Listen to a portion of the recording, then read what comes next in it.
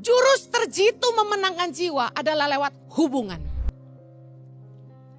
Orang harus percaya kepada Anda untuk mendengar apa yang kamu katakan. Perhatikan anak-anakmu. Diajak ngomong, gak nyambung. Dikasih tahu, ngelawan. Kenapa? Karena tidak ada hubungan.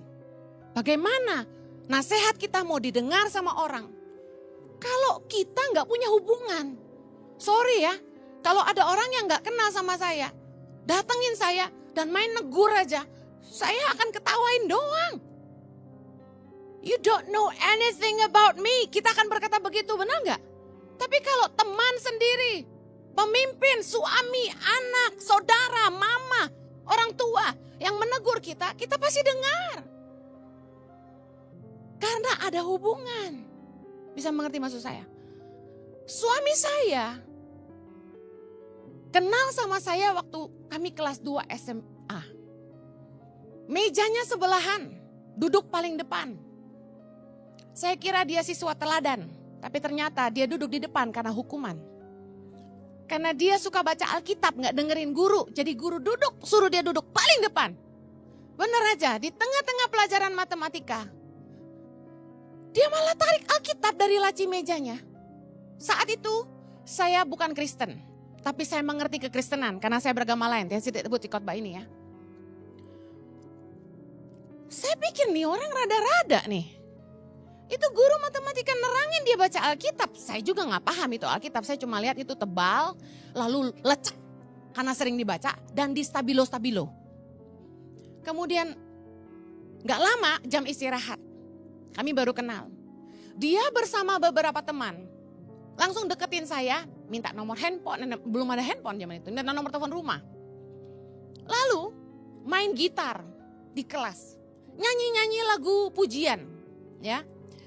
Terus besoknya lagi mulai kenalan lagi. Saya perhatikan kok anak-anak ini baik-baik ya gitu. Mukanya tampang baik-baik gitu loh. Biasa kan anak-anak di sekolah itu jarang yang serapi itu, ngomongnya sopan gitu ya. Biasa kan nyantai bang, kamu dari mana gitu-gitu kan. Nah ini dia ramah banget, sopan banget gitu. Beda lah gitu. Itu saya belum suka ya. Soalnya masih culun Jojonya.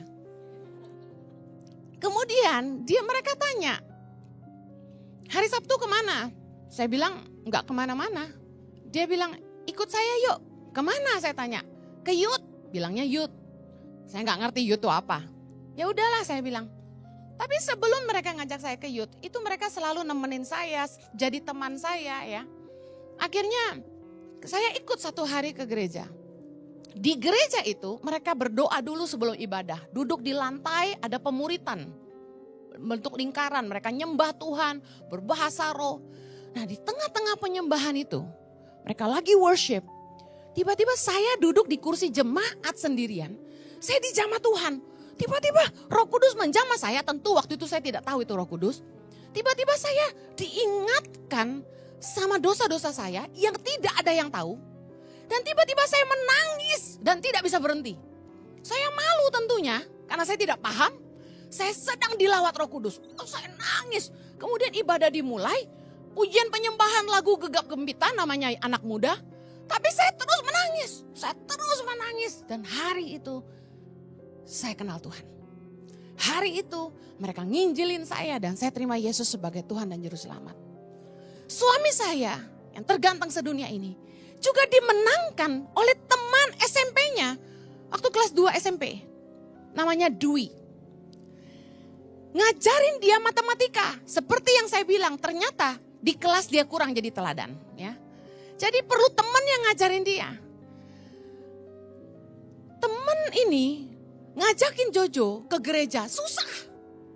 Akhirnya diajarin matematika. Bangun hubungan.